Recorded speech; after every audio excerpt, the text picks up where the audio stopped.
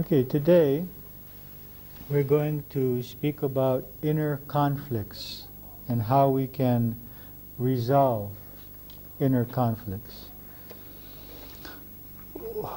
When we are born, we are pretty much one person. That is, our needs are pretty simple, and our ways of reacting to situations are pretty simple and straightforward.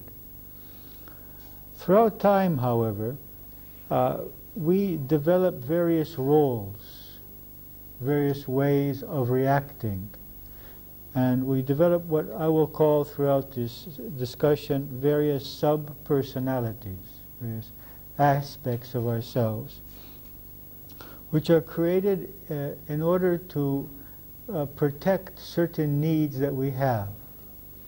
Basically, the most basic needs, the need for feeling secure, the need for feeling worthy, the need for feeling free, not suppressed or limited by other people, and the need to satisfy various desires that we have. Also, we receive messages from our parents and teachers and from society, both from what they say to us and in the way that they themselves function. And so in us are instilled, are programmed various prototypes. The prototype of the male, of the female, the strong person, the weak person, the ill person. So we begin to develop various aspects of our being, which we will call sub-personalities or parts of ourselves, which at some point in our life can come into conflict. For example, if I develop a part of myself which says the sub-personality of the strong one, the one that doesn't have any problems, this may come into direct conflict with the part of myself which needs to share my problems with someone else. So I have an inner conflict. Or if a part of myself develops as a sub-personality which is based on the belief that relationships hurt or relationships suppress, or in a relationship I may be abandoned, and then I have another sub-personality which has a great need to be in a relationship, then I have an inner conflict. There's a part of myself which wants to be in a relationship, and another part of myself which fears being in a close relationship. Okay? For example, if a sub-personality is created in me which says, I am worthy and successful if I am successful professionally, that makes me want to give a lot of energy to my professional life, but that may come in direct conflict with my sub-personality which says, I am worthy and I am doing my purpose and fulfilling my purpose in life if I am a good parent. So we have the role of the parent, the sub-personality which wants to be a good parent, in conflict with the sub-personality which wants this professional success or professional satisfaction or even creativity. So we can have various aspects of ourselves which come into conflict. We're going to investigate those possible conflicts today, and I'm going to describe to you ways to reconcile them. Okay? Now, if you'd like to look at your papers that I've given you, which has the title Inner Conflicts, we see 7 reasons why we develop these sub-personalities. First of all, in attempting to protect ourselves from possible dangers. So we may develop a personality such as the intimidator or the interrogator in order to protect myself from other people. So I become aggressive. Okay? Or I could develop the aloof person, that I protect myself by being aloof. Okay? Secondly, to satisfy various needs. So I can get into certain roles, and there might be needs for security, safety, pleasure, affirmation, power, esteem, expression of inner impulses, love, meaning, or evolution. So I can develop various aspects of myself in response to those needs. To prevent pain, such as fear, hurt, rejection, or the loss of important persons or possessions. So I might, in order to prevent pain, I might develop the subpersonality of the yes person, the good boy, or the good girl, who always says yes, even though they don't feel yes always, because otherwise it would be exposing themselves to the possibility of rejection or conflict with the other person. To hide or isolate what might cause rejection, such as weaknesses, fears, needs, real feelings or beliefs, so that we can create subpersonalities which are masks, which are not showing our real feelings and needs, because we're afraid that if they show, we will be vulnerable, we will be hurt, we will be less accepted or respected by the other people. 5, to ensure affirmation by being what we believe others want us to be in order to accept us. So we can develop various subpersonalities which we believe that we must be in order to have other people's acceptance, love, admiration. 6, to provide avenues to creativity or productivity. So we can develop the subpersonality of the artist or the creator or the efficient worker, who may come in conflict, for example, with the part of ourselves which wants to be a good parent, or which wants to relax because we get so lost in creating or producing. Okay, so various parts of ourselves can come into conflict. And number 7, to enable us to move forward in our evolutionary process, so we create the subpersonality of the meditator, of the spiritual aspirant, and the person who is seeking to grow spiritually. Now, each of these needs can cause us to get into certain roles. Now, the roles that we can get into are varied. In one analysis that I did, I found about 40 different roles that I can play in my life at different times, okay? Including the son, the husband, the friend, the father, you know, all these kinds of roles that we can get into. The victim, the worker, the meditator, the creator, the appreciator of nature. Okay, so there are literally hundreds of roles that each person can have in himself in his seeking to find balance in life. But let's look at 12 of the most popular roles that we get into, and which often can come into conflict within ourselves, but also can come into conflict with others when we are in those roles. We already spoke about the role, the 4 roles of the Celestine prophecy, that is the interrogator, the intimidator, the victim, and the aloof.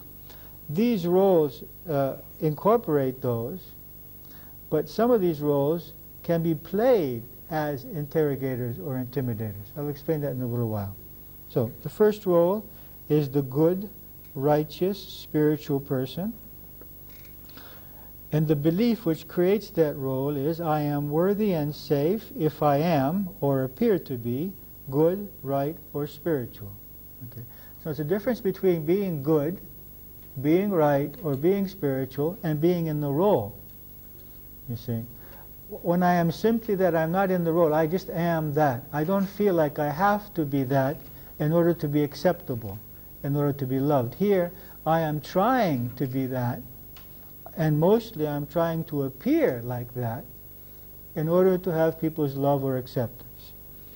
The second role, the perfect, capable, strong person. The belief, every role is created by a belief. The basis of every role is a belief. And if I change the belief, the role disappears. It may stay for a period of time because it's a habit, okay? But its roots have been cut when the belief is changed. So every role is built around a belief or two. I am worthy and safe if I am or appear to be perfect, strong, or capable. Okay, so It's another thing to be capable or to be strong. Another thing is to believe that I have to be, that I am worthy if I am that way, or that I am safe if I am that way. 3. The victim, the abused, the unjustly persecuted one.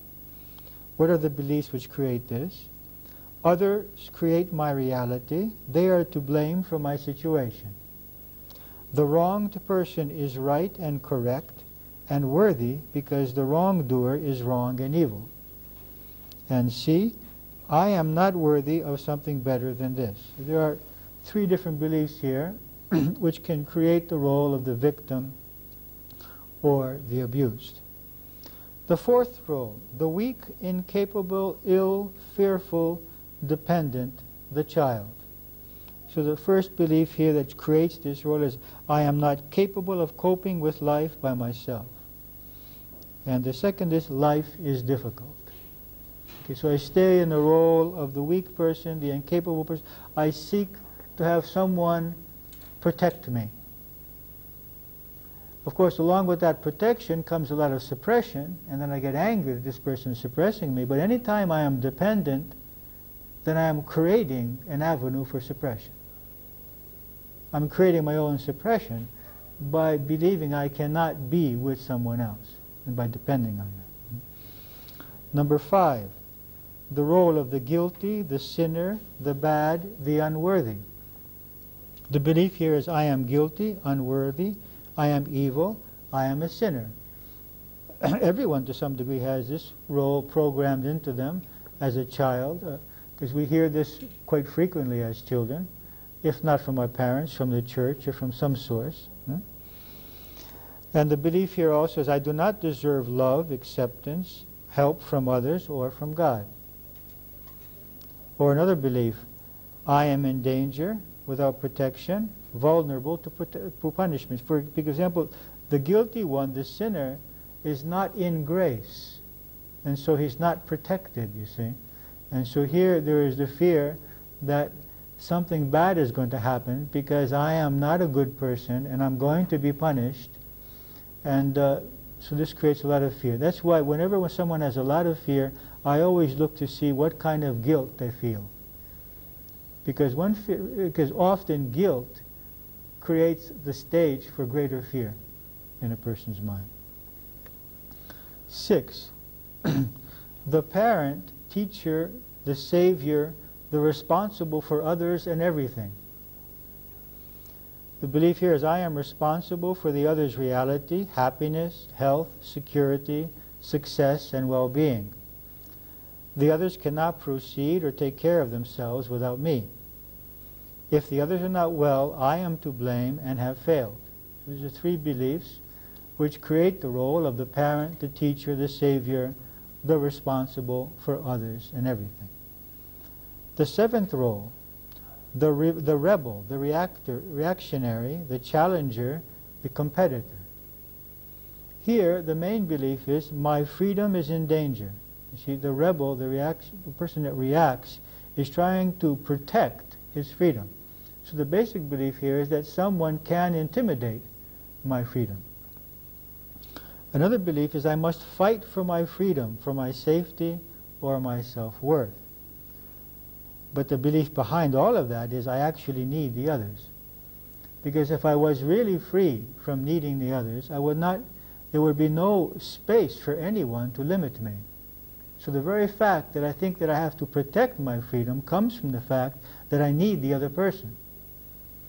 Whereas if I was really self-dependent and didn't need the other person, I would not need to be a rebel.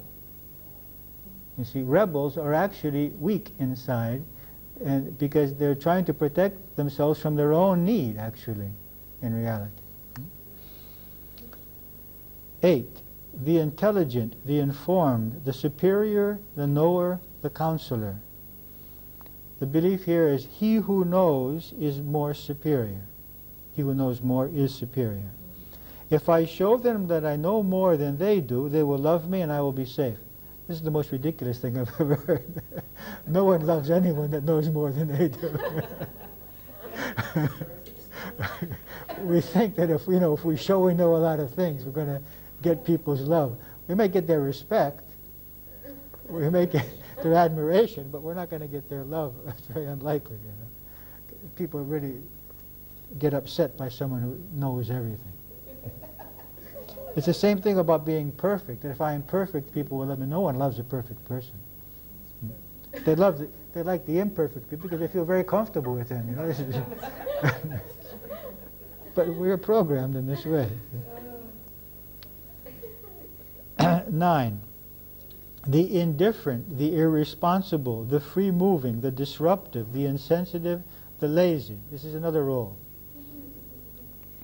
The belief which might create this is whoever has responsibility and or does not fulfill them is in danger. So rather than taking on responsibilities, rather than facing the danger of success, of failure, he chooses not to take any responsibilities.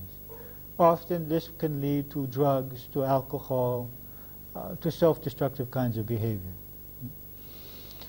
And another belief here is, I will suffer or fail if I take on responsibilities. So chooses to create illness or to create unhappiness. The 10, the general, the dictator, the aggressor, the abuser. This is the intimidator. The belief here is my safety and or self-worth are in danger. And this is why this person becomes aggressive. I must protect myself and others in the battle of life. Power and the offense are the solution. That is, I can protect myself by being aggressive, even violent. 11, the role of the spouse, the husband, or the wife. My self-worth is dependent on how well I am accepted and recognized in the role of the spouse. I must be accepted in this role in order to be accepted and safe. So there's a difference between being a spouse and evaluating our self-worth through that role. You see, all of this, we can be a parent, we can be a spouse, we can be any of these things. This is not the problem.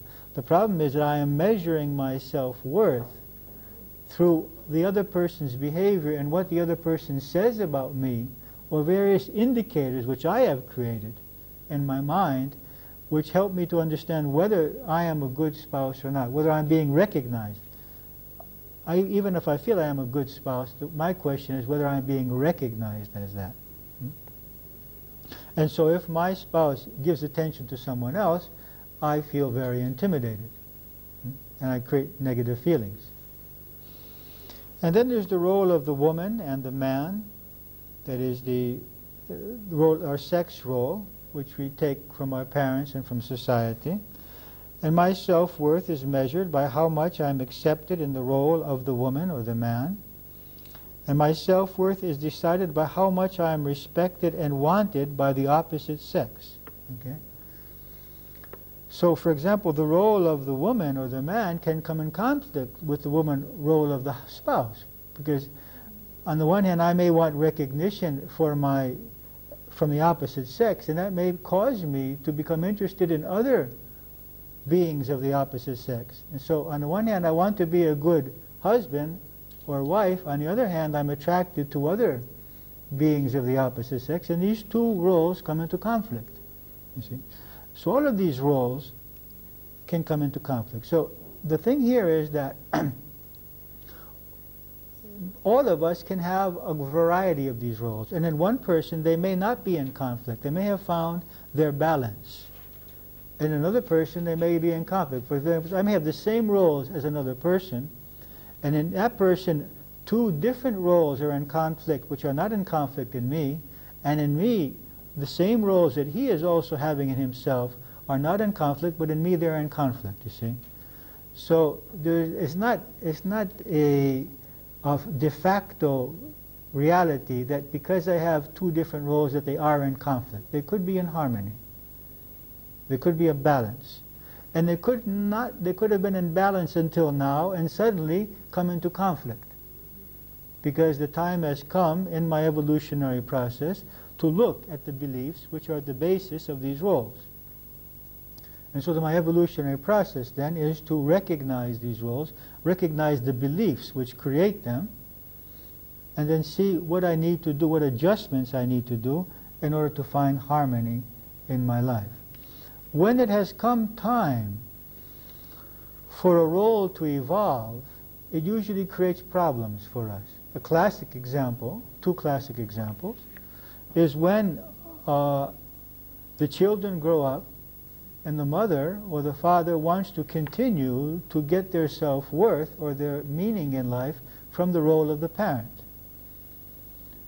And this creates a lot of pain for themselves and for the children because they're functioning in a way which is not suitable anymore.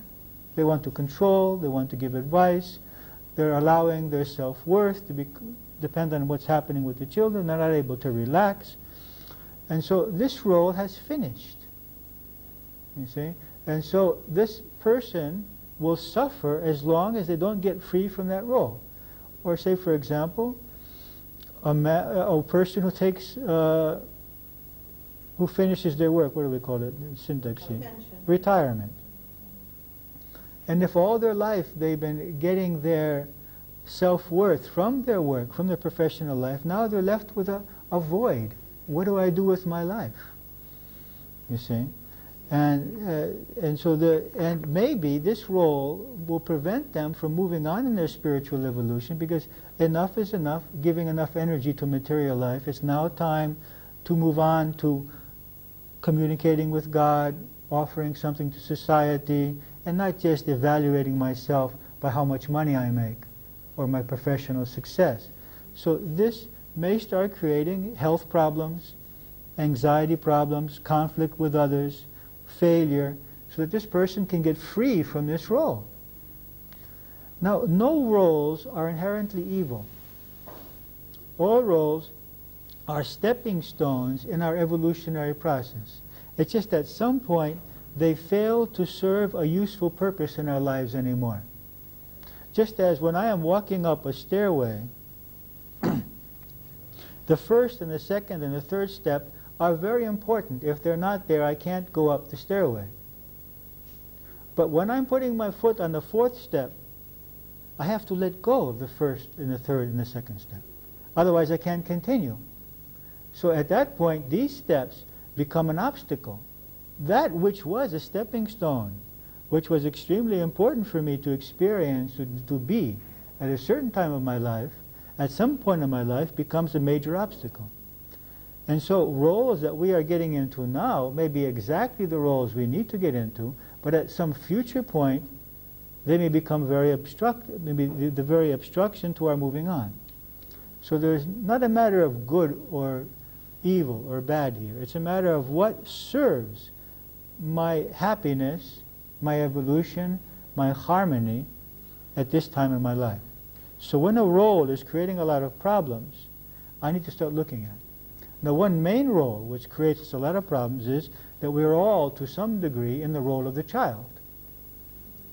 We are all, to some degree, looking to others for affirmation. Now, this has got to stop. At some point, I have to say, I'm not a child anymore. I am an adult. I am a spiritual being in the process of evolution. And no one's behavior or opinion is determining my self-worth. So one role which we gradually have to educate and to move out of is the role of the child. Okay? So I'd like to share with you some of the conflicts that I have observed throughout the years doing these seminars. Let's look at here on page 1 some sample conflicts. 1. One part of ourselves may feel the need to spend more time on our professional life, but another part may believe that we should be spending more time with our family. Okay? So in such a case, this person will need to employ the techniques we're going to be discussing in a little while in order to see what he or she wants to do about this inner conflict. Because if he spends too much time in the professional life, he'll be feeling guilt about not giving enough energy to the children. And then when the children grow up and they have problems, this guilt is not going to go away. And then he's going to try to pressure the children, make the children become what he wants them to be, because otherwise he's going to feel guilty. But on the other hand, if too much energy is given to the family and not enough to the profession, he feels suppressed, that his creativity is not being expressed, his self-worth is not being affirmed through his professional life. And so there's a conflict. And so he needs to find a balance between his need to be a proper, or she, a proper parent, and also the professional success and creativity. 2. On the one hand, a part of ourselves may want to be open to a conscious love relationship, while another part fears being abandoned or hurt, or suppressed, manipulated, or not being able to say no. 3. One part of ourselves may want to give those around us, for example, children, spouse, friends, total freedom to pursue their happiness in their own ways.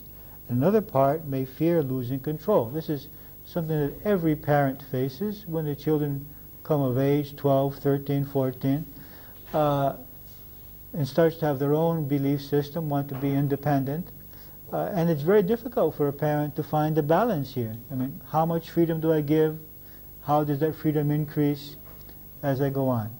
So this conflict, and the problem of these inner conflicts is that they manifest as outer conflicts. For example, two parents who both of them have these needs. On the one hand, they recognize the need to allow the children a certain amount of freedom. On the other hand, they both have the need to control. One of them starts manifesting one aspect of that and says, well, let's give them more freedom. That causes greater fear in the other one, who needs now to emphasize the need for control. The more the other starts emphasizing the need to control, the first one moves even more intensely into advocating the freedom thing. And both of them, they think that they're fighting with each other, but they're just fighting with themselves, because they both have both parts in themselves. And if they would once recognize and say, yes, you know, I understand your fear, I have it too. Or yes, I understand your need to allow them to be free, I have it too. Then they could solve the problem. You see, what happens is that both of them, because they have both parts of themselves, separate into two camps, each expressing one aspect of their polar beings, you see. So one main problem is that when we have inner conflicts, we give confused messages. This happens very much in relationships. It's like gas and brakes, you know. It's like someone who wants very much to be in a relationship but fears it, gives these messages, come, come, come, and as soon as the person starts opening up, it says, go, go, go, come, come, come, go, go, go. So it's, you know, it's this whole thing about, I'm confused what's happening. It's because I have two parts of myself. One part wants very much for this person to approach me, and the other person is very afraid of this person approaching me. So we give confusing messages, and this creates conflicts. Also, it divides our energy. And we cannot direct our energy in ways which are effective in our lives. Because, you know, we give a little energy here, and then this other part drags us over here, and another part drags us over to another place. And so our energy is being lost in many directions by these various subpersonalities. Of course, life is having a variety of activities, but we need to see what our main goals are, so that we're not being dragged all over the place by some subpersonalities whose usefulness in our lives has passed. Number 4, the part of ourselves which wants to please others may come in direct conflict with our own needs. Okay, so I'm sure that all of you have felt this at some point. I want to please the other person, but my need is different than this person. What do? I have an inner conflict. How can I solve this? And there are some people who just ignore their own needs, and other people who ignore other people's needs. And there are some people who are in both situations. 5, we may on the one hand want others to support us, but on the other hand feel that they restrict us with their support or advice. So this I already mentioned. So we have to get clear about this, that I am inviting suppression when I'm asking for support. 6, one part of ourselves may want spiritual growth, while another part may feel the need for material security. Now these may come into conflict and they may not. For some people, their need for material security may be so great that it causes them to lose tremendous amounts of time and energy, so that there's no time or energy left for their spiritual growth process. Other people are able to balance these needs. 7. We may on the one hand want to help a loved one or a friend, but on the other hand feel that perhaps we are doing them harm by bailing them out continuously and not letting them solve their own problems. Okay? So this is a conflict which I have felt frequently, whether I'm really helping some people when I help them, or whether I'm allowing them to not come in contact with powers or with their conscience or with an energy which is within them. So this is something which I think many parents will have experienced at times in their lives when their children have become old enough to solve their own problems and keep seeking economic help or some kind of bailing out from the parents. 8.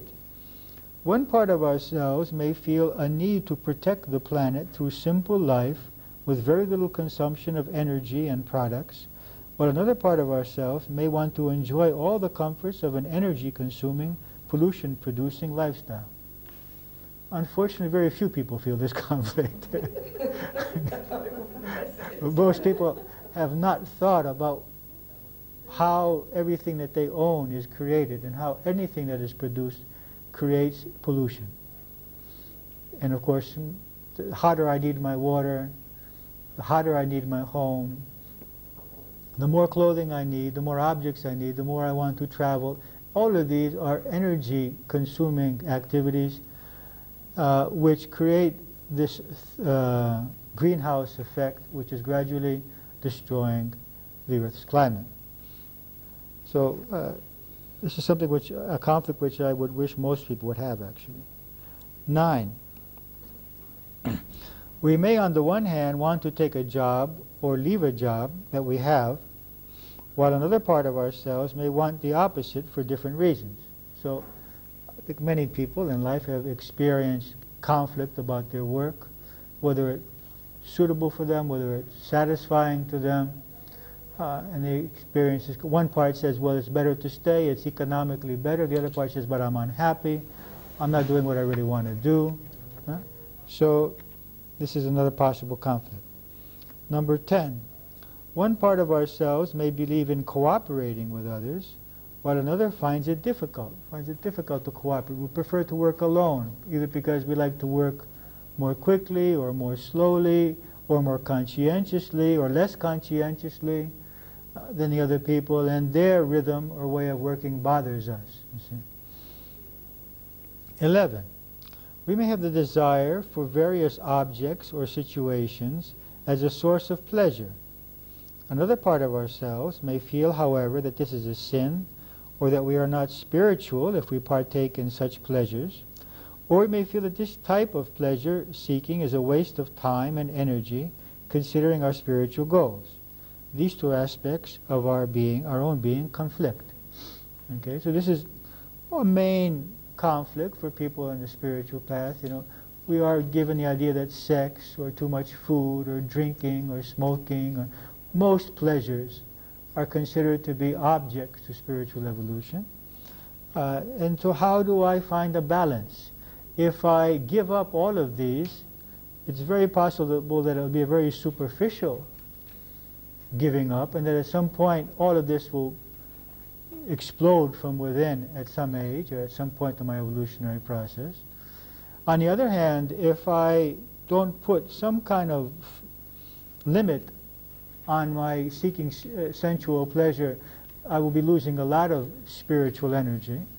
So how can I find a balanced way to handle these two parts of myself? One part which will be undermining and sabotaging my spiritual growth if I suppress it too much. Whereas on the other hand, it will be difficult to have any spiritual growth if I'm totally lost in drinking and smoking and staying out all night and into my pleasures. So how do I find a balance? How do I get these two parts of myself to communicate? Number 12. One part of ourselves may feel the need to have an exclusive relationship in which our happiness and security depend on another person, usually a mate, whereas another part of ourselves may find this an obstacle towards its need for independence, self-dependence, and freedom. So good luck. Number 13. Similarly, there may be a conflict between the need for personal love and the need to develop universal love. But very few people have this conflict. 14. The need to forgive may come in conflict with the need to hold on to negative feelings towards someone. I have done this seminar on forgiveness now 5 times since the beginning of the year. I did it in various cities.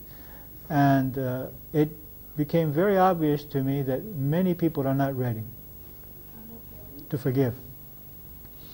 And so I had to change the seminar. In some questionnaires that I had which says, I want to forgive for this reason, I had to change it so that it says, I want or do not want to forgive for these reasons. So that at least they would consciously know why they're not forgiving. So there's a lot of fear about forgiving. We could talk about this another time because it's a whole other subject.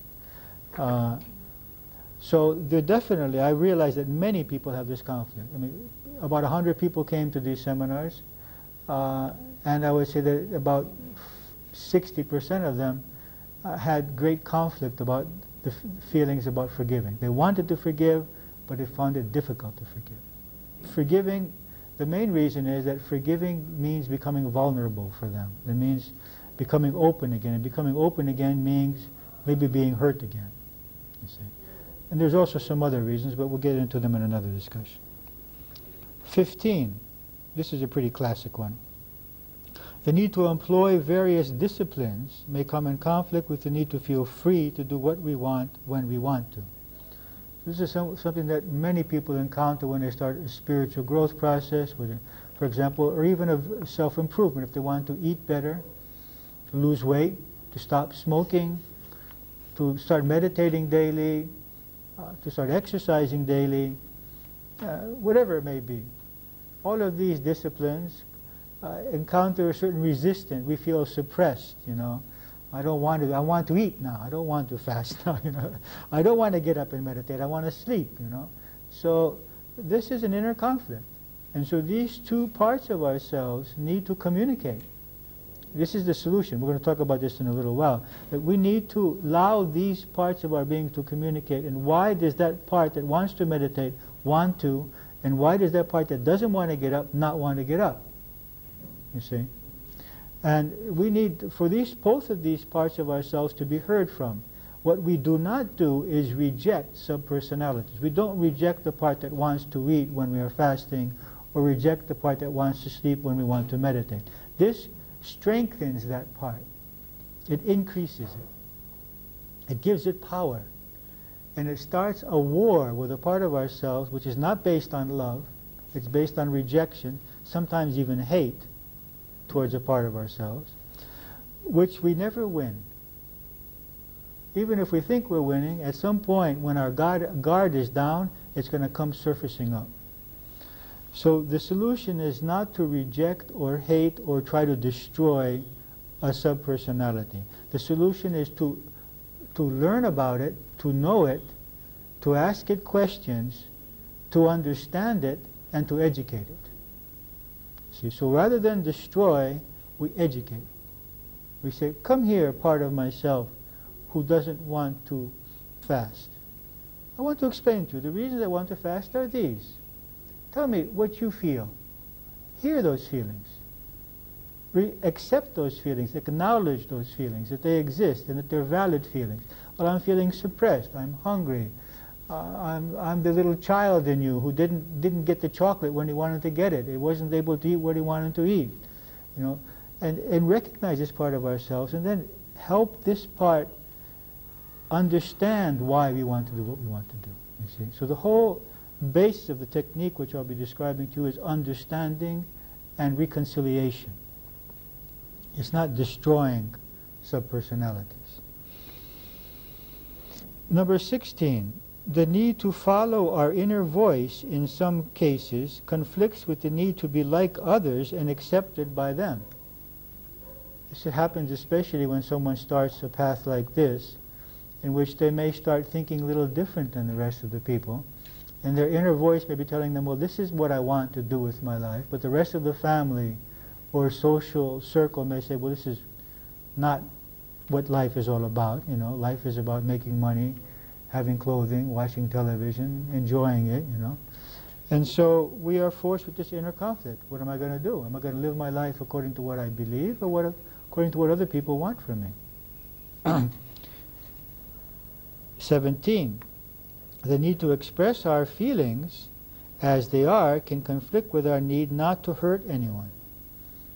Okay. So this is another possible conflict which we have to work out. 18. The need to express our real feelings and thoughts might clash with our need to have the acceptance of those around us. This is usually more true. That often when I think I don't want to tell what I'm really thinking because I don't want to hurt the other, it's really because I fear that the other person is going to get angry and I'm going to lose their love. This is more often the case. 19. The need to follow a spiritual guide might conflict with the need to rebel against all types of advice or control. Number 20. The need to control persons and situations in order to feel secure, and the need to let things flow and allow others to act freely. So we may feel this conflict. On one hand, we want to control everyone and everything. On the other hand, we want to say, let things flow, allow them to be. It's very tiring for us to control the universe around us. It's very difficult, and it's impossible. You can't do it. 21. Our need to never show weakness can come into conflict with our need to share our weaknesses with others. Okay.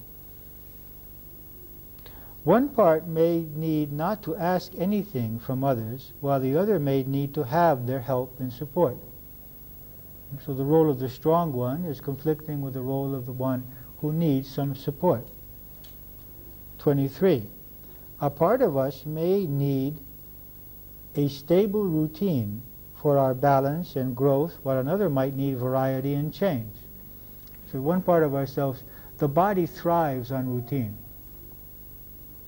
I mean, it's known that people that work on airplanes, stewardesses and pilots, there are definitely serious problems created in the endocrine system because of their changing hours of sleep and waking and functioning. It's very important. The body is a part of nature, and nature works like a clock. The sun doesn't say, well, today for a change we're going to come up 2 hours later. You know. All of nature is like a clock, and the body is a part of that clock. On the other hand, variety can wake up energies. Change can inspire, and it can get us out of a lethargy of some type. You know, taking a vacation, doing something differently, going out and dancing and really letting go once in a while. So how does one find a balance? Some people are into too much change and they're losing their health and their vitality. Other people are never change anything in their life and they're like robots, you know, the sleeping dead. So how does one find a balance between these two needs? You see? 24. A part of us needs to play our familiar emotional relationship games, the ones we learned as children, but another part wants to get free from them. Okay, so if we're used to fighting, we need our fight. If we're used to being rejected, we need our rejection, you see. If we're used to being abused, we need our abuse. We see this very clearly in children of abusive parents, that almost always their first spouse will be an abusive spouse. I mean, they seek what will recreate the situations that they experienced as children, even though that's negative. And 25. One part of us wants to face and overcome our fears and blockages, while another prefers to avoid them and hide from them. This is a very powerful conflict in many people. They come here, they want to face some things, you know, fear of dogs, fear of elevators, fear of airplanes, and the other thing is, well, they just don't really want to come in contact with it. So the one part wants to overcome it, and the other part wants to say, just keep it away. You know. Okay, so what can we do about these possible conflicts? First of all, we need to get to know these various parts of yourselves by keeping a daily diary in which you refer to them by their names, needs, emotions, reactions, and beliefs. So, first of all, we need to observe the various parts of ourselves which are coming occasionally into conflict. Okay? And every time we observe a certain pattern of behavior, it would be good if we could find a name for that. This serves a number of purposes. One purpose is that it objectifies this part of ourself. You know, this is my Mr. Perfect. You know, this is my Miss Poor Me. Okay? This is my super intelligent person. You know, the knower-all of everything. This is Mr. Right, Mr. Do-Goody. Okay? And it's good if these names can be funny, you know, because a little humor, take ourselves not so seriously. Okay? They shouldn't be derogatory in any way. We should not have negative names, but there should be fun names.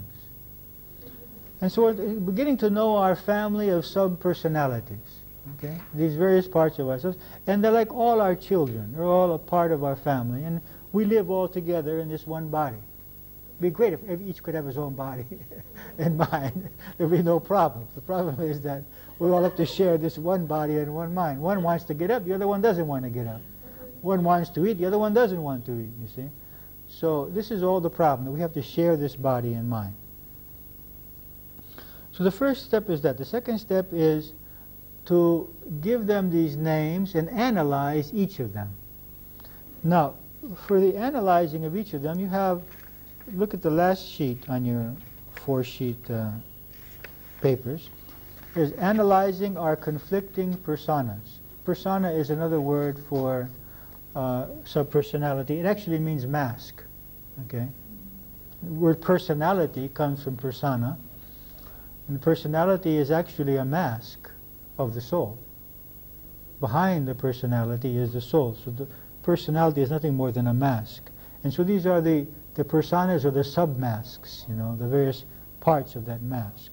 So you have the opportunity with this paper, which I would suggest that you photocopy so that you have a clean one from the beginning, an empty one. And you can analyze through this a basic conflict between two subpersonalities. You put the name of the one personality where it says persona A, and the name of the second personality where it says persona B. Then for each of the personalities, excuse me,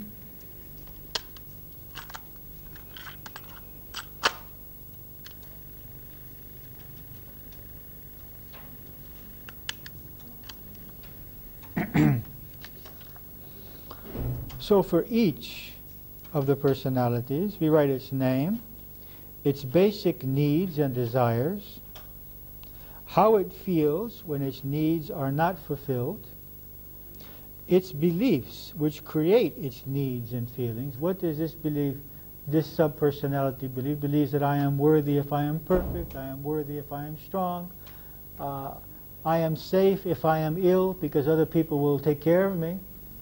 I am safe if I am weak because everyone will take care of me. Okay? I am the victim. You know, these are the beliefs which create the feelings and needs.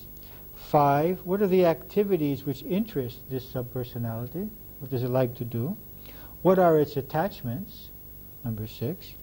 And what would it like to express to or ask of the other personality? Okay, so what does the part of me which wants to be in a relationship want to ask or express to the part of me that doesn't? What is the part of me which wants to give more time to the children and less to the profession want to say or ask to the part or of the part that wants to give more time to the profession? You see? So this is the beginning analysis which will allow us to move on to the next step, which is the dialogue. So the first step is recognizing the existence of these subpersonality. The second step is naming them. The third step is analyzing them. So recognizing, naming, analyzing. And the fourth step is allowing them to communicate. There's one step, however, which I neglected to mention, it's very important. Accepting them. We don't usually accept the weaker subpersonalities. We don't accept the part of ourselves that fears. We don't accept the part of ourselves that desires, that is attached to, that feels jealous, that gets angry, that is hurt. We have difficulty accepting the weaker parts of our personality. So it's very important, if there is going to be any kind of valid discussion or communication here, that we accept those parts of ourselves as parts of our beings which were created, which were developed very naturally in our process of evolution. And they had their place in our evolutionary process. And they helped us to keep our balance at a certain time in our life. They may not serve our further evolution, but they are not to be hated or rejected. They are to be educated. Okay? So recognize, name, analyze, accept, and then allow them to communicate. Now, they can be allowed to communicate in two ways. One way is by taking two chairs or two pillows or two anythings which represent the two parts of myself which are in conflict.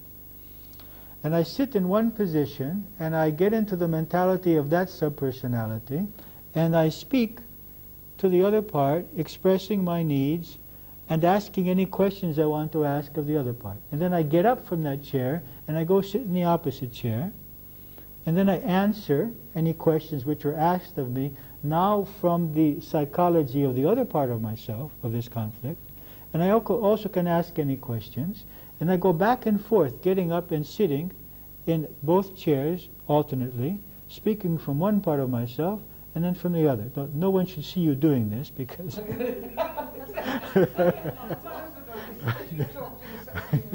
they will be locking you up very quickly, okay? So, unless you explain to them that you're doing this technique, okay? Yeah, that's true. At least someone answers. Okay. And you should go back and forth. Now you have to avoid some traps. It shouldn't be a monologue and a monologue. It should be a dialogue. It is a little bit from here, a little bit, a live dialogue. You should be getting up and changing position at least 10 or 15 times, 20 times, for this to be a valid technique, okay? And you keep going back and forth, giving the reasons why you think that the other should agree with you, because you are both, of course. Taking the one position and the other position. Each time you change, you have to remember where you are, because you can get confused, okay? That you're in this personality or the other subpersonality. It is helpful to have someone help you with this, someone to be there to keep you in line. Yeah, so you know where you're talking from, you know. Because sometimes people get confused which subpersonality they're talking from. And then, what happens, after you sit in both positions, you have nothing else to say or to ask from either of your subpersonalities, then you move to a third position. So if I have placed one chair here and one chair there, I am sitting, the third position is in between them. And this is the higher self, the witness, the observer of this whole situation. This is the real me, actually. I am not my subpersonalities. I am the observer of my subpersonalities, because I cannot be anything I can observe, because I have to be something else out of that in order to observe it, isn't it? I mean, if I can observe the harmonium, I cannot be it, you see? So anything I can observe, I am not. So the very fact that I can see there is a part of myself which is seeking spiritual growth, I am not that. I am not even my spiritual aspirant subpersonality, because that's another subpersonality who could also create a lot of problems. One thing is to aspire for spiritual evolution, another thing is to be in the role of the spiritual aspirant, who gets into conflict with all the rest of the subpersonalities.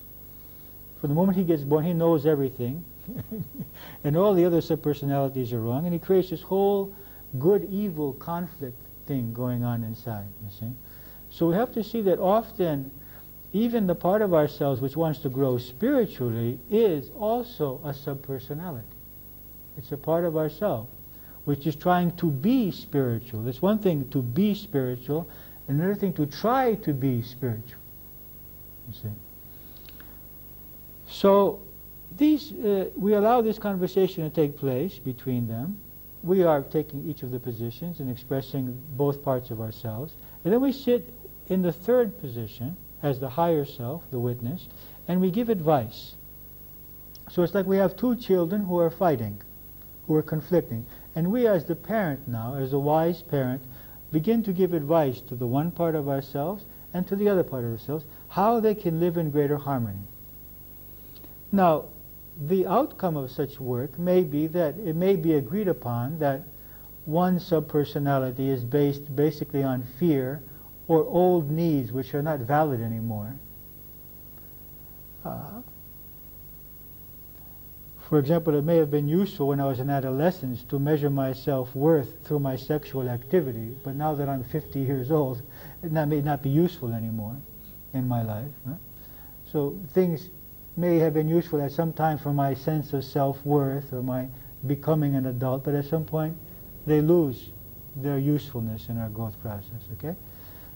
Or for example, as the parent who still wants to play the role of the parent. So one conclusion could be that, you know, that that role realizes that it is based on an old need and that it agrees gradually to let go and to be educated. Another possibility is that we recognize that both needs are still quite valid and that they need to find a balance, a way of life which will allow them to be both a parent and a professional and an artist and a creator and the person who has recreation. It is how they're going to find a balanced situation so that all of these needs are satisfied.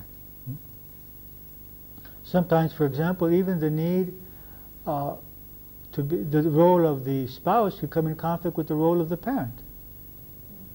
Also, I've heard people say, well, you know, I feel guilty because I gave more energy to my children than to my spouse. And others who said, I feel guilty because I gave more energy to my spouse than to my children. So all of these could be in conflict and could not be in conflict, you see. And this technique may have to need to be done a few times. Now, it could also be done in a written way. So I can write the dialogue, like a small one-act play, in which there are two characters, each expressing their needs. So I write what one says and asks, and I answer for the part on behalf of the other, and I do this written dialogue. And then I take, when it's finished, and neither of them has anything to say or ask of the other, I take the third position, and I write from the place of the higher self some advice to both of them. So this work can be done in a written way or in a verbal way. Another possibility, if I'm getting blocked and confused, is to find a psychologist or a group facilitator who specializes in this kind of work and do psychodrama, so that I will take one of the parts of myself and the psychologist or the group facilitator will take the other part of myself, and then we may alternate later, so that the psychologist can help me understand that part of myself by asking me questions, by doing active listening to me. So a third way is to have someone help me with this through psychodrama. And so I could take the position of both roles and let the other person ask me questions which help me clarify what my real needs are, what my real beliefs and feelings are. Another possibility for this kind of work is that I communicate as the central personality with a part of myself which is having an emotion which is bothering me. So for example, there's a part of myself which fears, and there's a part of myself which does not fear. So what I do is I let my fear sit in the one chair and I sit in the other chair. And I'm speaking now as the central being, the central personality. And I ask my fear, what is exactly that you fear? What are you feeling? What have you experienced in the past which is making you feeling this way? How can I help you? And this is a very powerful technique because I separate myself from my fear. I realize that I am a being separate from that fear, you see. This is a very powerful technique and very helpful. And it not only allows me to separate myself from it and to function parallel to it, but it also allows me to speak to it when it needs help. So it's like having a friend who lives in me who fears, But I am not that. And so when he starts fearing, I can speak to him, we're okay, don't worry, we're going to make it, you see. So this is another technique, that is speaking with a part of ourself which has an emotion. It could be done with our jealousy, with our anger, with our feelings of injustice, with our bitterness, with our depression, and whatever it is, we can learn to understand that part of it. And this is much more beneficial than rejecting this part of ourselves. Rejecting the part of us which fears or has anger or has hurt. So that is also described in your sheets here. It's on sheet number 3, dialoguing with our emotions. And there are some questions there that may help you. There are 11 questions that may help you if you'd like to ask that part of yourself. And then, of course, you have to answer those questions by identifying with the part of yourself which has that emotion. It could be fear, guilt, anger, hurt, okay? And then there's a small piece there on the conflict between the spiritual and the material personas. You may want to look into that also, because that is a major conflict when someone is on a path of self-betterment. Okay? So today's class was about inner conflicts. I'm sure we all have a number of them. In fact, most people are not aware of how many that they have. I had written a book about this, which was published recently, and most people that read the book come up to say, the book was wonderful, it helped me a lot, but now I'm aware of how many conflicts I have. And now you've really upset my life, because I thought everything was fine, and now I realize how I am not one person, but many people. But I thought it was important to share this book with people, because I think only when we see and allow these conflicts to become conscious can we heal them. Otherwise they work subconsciously and they create all kinds of conflicts with other people. And we think we're conflicting with others, but the reality is that we are just projecting our own conflicts on the others. Okay, so any questions that you have about this concept of inner conflicts and the way to deal with them? I just wanted to comment on the forgiveness thing, because the best thing I was told about forgiveness was that if you don't forgive, you get lots of lines on your face. Well, I told them something else this weekend, which... and it's just basically, forgiveness is just really letting go. Well, and the best revenge is to get on with your life and be happy. What we discussed this weekend, because we did it in Mirananda this weekend, was that, first of all, forgiving others is not doing them any favor. We're doing ourselves a favor, because all of that negative energy is flowing in us. Okay, so that's the first and most important thing to realize, that forgiving is for our own benefit. But what I did was I asked them to communicate in a written way with these people, and to think that they were going to die in about a half an hour. So thinking that we're going to die in a half an hour is something which creates in us the need somehow to close up matters, to bring things into harmony before we leave. But the last thing which healed a lot of them was, if you don't get it together with them in this life, you're going to have them in the next life. And then many agreed, well, I'm going to forgive you. I'm going to have the same husband in the next life. Khalas, I'm going to forgive them. Okay, so that's a very healing aspect.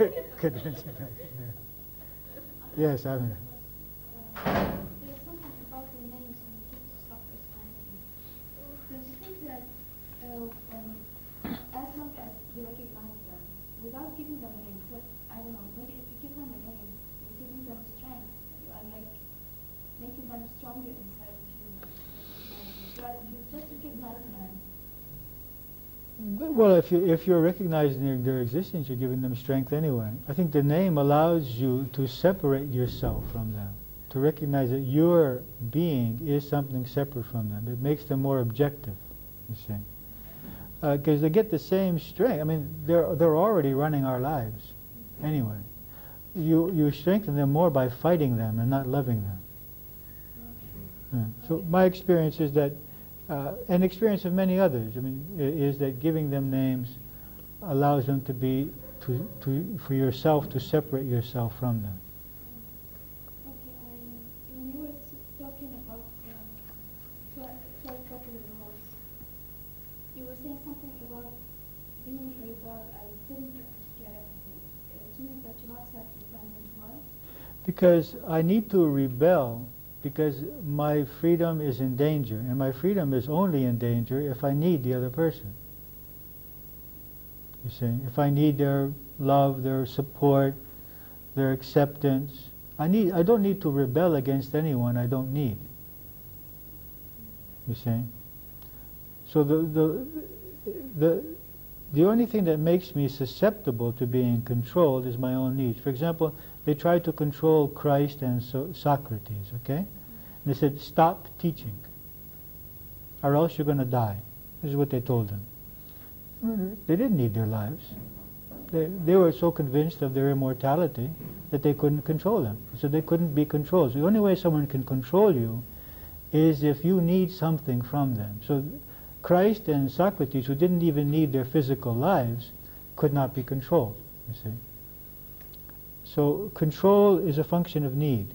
So when you challenge someone or someone, you challenge the same thing? Yeah, you have to challenge them because you need them to agree. Or you want to prove to them? You want to prove something. You need something in that situation. Otherwise, if you're, you don't need it. No problem. Let them believe what they want. Let them do what they want. Yeah. Yes. Of course, I recognize myself in all of this. Okay, we'll give you the prize when you leave. We'll give you the prize when you leave. But I would say that there's quite a bit of problem in the family. There's some balance. But something happened the other day that I don't know if it falls in this category exactly, but it was very funny. As you know, my husband was a smoker, and he still is a smoker, and he shouldn't smoke. So there's always this, not exactly it's a battle, but a battle, sometimes it's funny, sometimes it's, we try to keep it pleasant. But I don't give him cigarettes, I don't give him, he asks for them, it's okay, 10 minutes and 5 minutes. I give him one, and then I don't give him the packet, and all that. So it's a continuous thing, which is not really unpleasant. And but it exists. And the other day we were invited at this place, and we were sitting at a table, and he says, "No, you're not going to give me one cigarette at a time. You're going to give me a pack with 4 or 5 cigarettes, so that I'm not really begging or merezi, begging. So You'll become a fool. Yes, it's going to look funny if I'm going to be asking for this. So he did have a bag, and then because we stayed late, I was very happy that he wasn't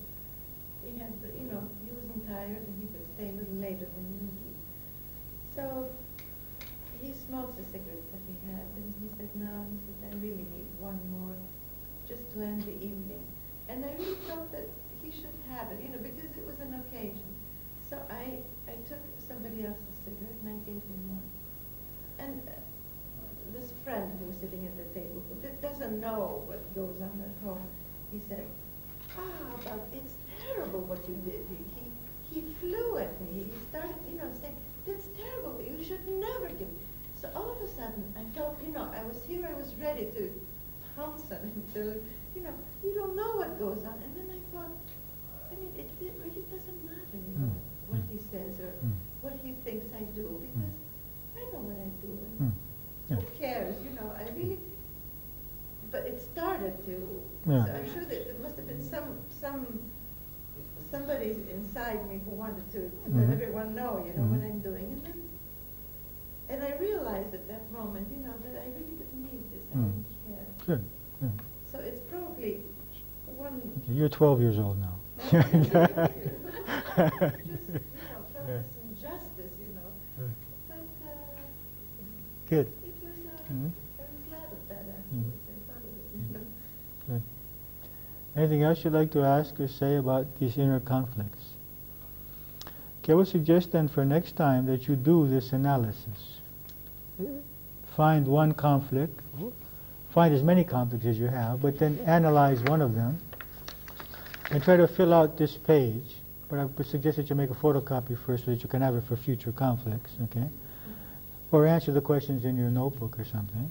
So that next time we can discuss our various conflicts, and maybe we can even employ the technique, and so that you can see how it's done. And then you can have it for the rest of your lives. You can use it whenever you're having a conflict, either in a written way. Also, you might like for next time to write a dialogue between two conflicting parts of yourself. I would suggest that. I mean, give you a little homework for next time. To write a dialogue between two parts of yourselves which are conflicting, and then we can help you with it here in the group. Okay? Okay. So we can make our circle for our discussion now.